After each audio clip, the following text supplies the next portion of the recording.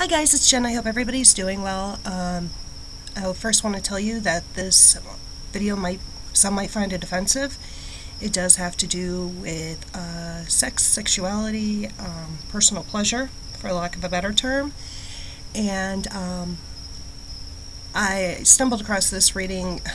A lot of my normal subs know that one of my vices is reading celebrity gossip. I know it's silly and catty and silly, but I enjoy doing it. It's something I've done for years upon years upon years.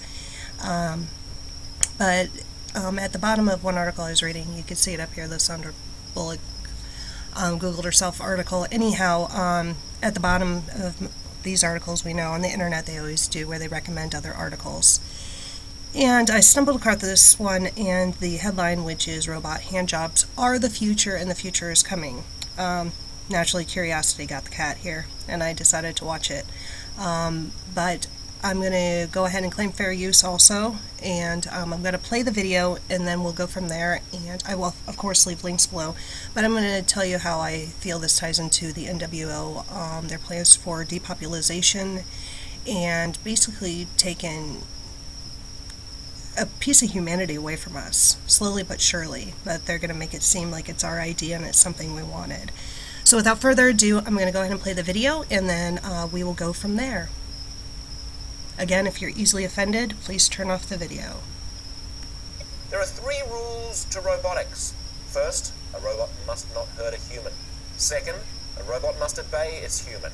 And finally, a robot must protect itself. But this past weekend, a new prototype called the VG Tenga was unveiled in Tokyo, and it honors a 4th law. A robot must aid its humans in their self-pleasure.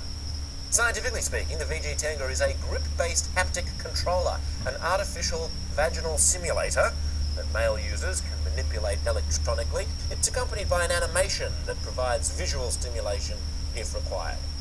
Simply put, it's a robo-handy. In a quick poll on the Huffington Post, nearly 53% of readers said they would be interested in using a VG Tenga, while just over 30% said it sounds dangerous. Back in April, the Huffington Post and YouGov teamed up for a survey asking people whether or not sex robots would be available by the year 2030. 18% said yes, while only 9% said that they would partake. Okay, now that we've watched that, I'm going to share my thoughts on this.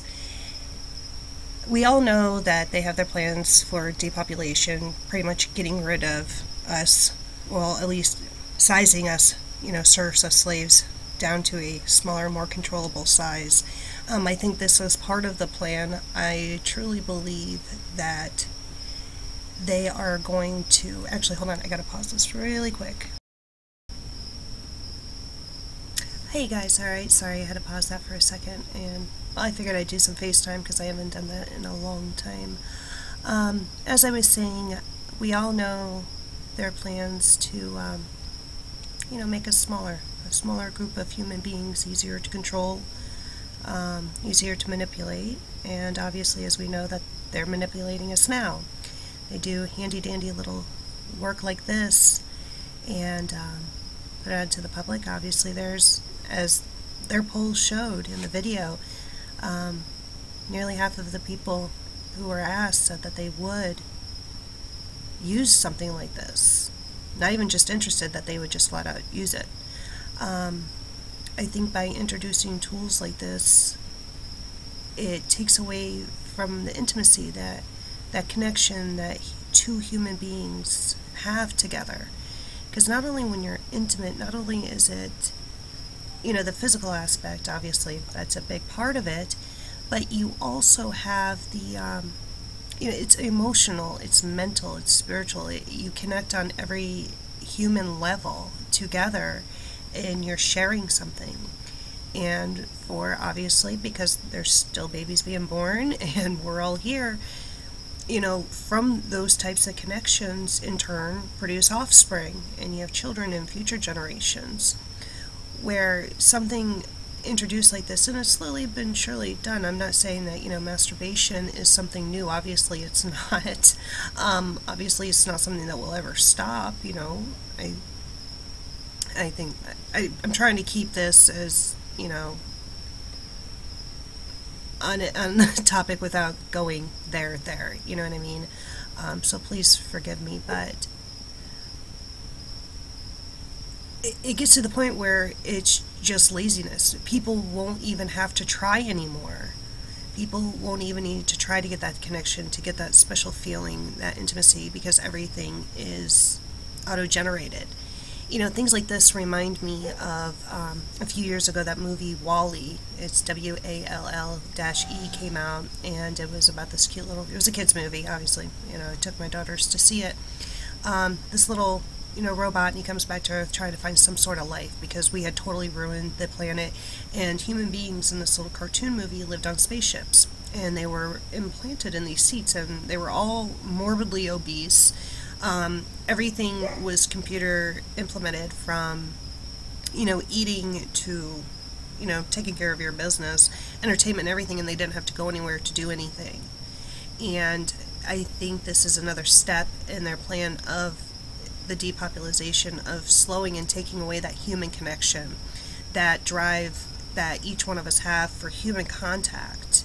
Not, you know, just on an intimate sexual level, but, you know, even just as friendships. You know, like I said, I think it's just another stepping stone to where they're nudging, they're making it seem like, you know, this is, well, we're giving people what they want. We're doing this, you know, we're doing this for you because this is what you guys want. This is the logical next step. But really, it's just another manipulation of making it seem that way, but it's part of their plan. It's what they want. They want to dehumanize us. And they're doing it in many, many different ways. And not only is it the depopulation and slowing down the growth of the planet and people producing more children, but it's just taking away so much of humanity and what makes us as humans, as spiritual beings, as loving and kind, and they're turning us into the robots. It's going to come to the point, and I think sooner rather than later, where people are going to be so complacent in just sitting right here in front of a computer and having no outside contact. They're not going to need to. I mean, even right now, if you think about it, look how much we can do here. I mean, people can look at pornography, obviously, online and not go anywhere. You don't have to get it from your chair. You can order food for delivery. You don't have to leave your house. There's just so much where the camaraderie and, like I said, human interaction is slowly going by the wayside. And yes, you know, the powers that be are the ones, you know, pulling the puppet strings, but we as the collective are allowing these things to happen by grasping onto them and using them, and, you know, telling them, yeah, this is great, we want more, we want the next greatest, you know, whether it's a cell phone or, you know, video game or computer or whatever. So it's, you know, by demand also. And I think that,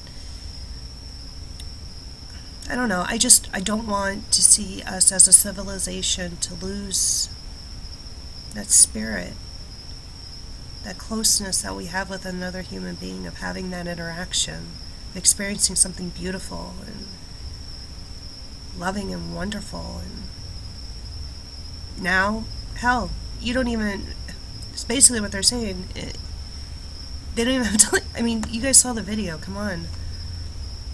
And I know, like I said, maybe it's naive on my part because I know so much of it that can be done now. Obviously, you can do a Google search and find all sorts of contraptions where it takes that away. But, I mean, even like with the simulation part of it, you don't even have to think about it anymore. People don't even have to try.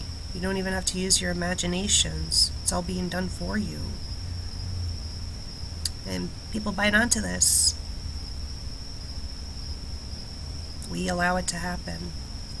So anyhow, like I said, I think that this is just another one of their small building blocks to call the herd, to slow us down on the breeding, slow us down on humanity and what makes us us. I mean, these are just, our bodies are just our vessels. These are like our automobiles for our spirits, of what's truly us, what's on the inside. And what makes us on the inside is what makes us great. I don't know. Anyhow, I just thought I'd share that with you, so I hope everybody's doing well. I'll talk to you guys later. Bye.